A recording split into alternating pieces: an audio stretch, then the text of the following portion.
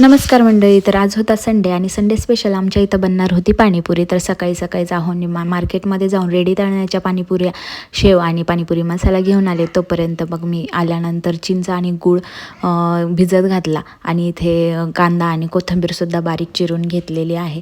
चिंच आणि गूळ भिजत आहे तोपर्यंत साईडला गॅसवरती 2 कुकर चढवले. एका कुकरमध्ये पिवळा वाटाणा आणि एका कुकरमध्ये बटाटे लावले होते.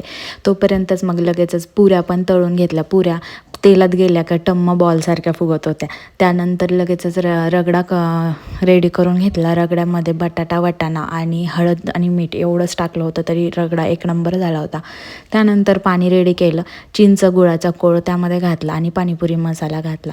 पाणीपुरी मसाला घालून पाणी छान हलवून घेतलं. त्यानंतर त्यामध्ये हिरव्या मिरचीची पेस्ट टाकली आणि त्यानंतर शेव पण एका भांड्यात काढून घेतली. शेव काढून घेतल्यानंतर मस्त पाणीपुरीची प्लेट रेडी केली आणि पाणीपुरी एन्जॉय केली.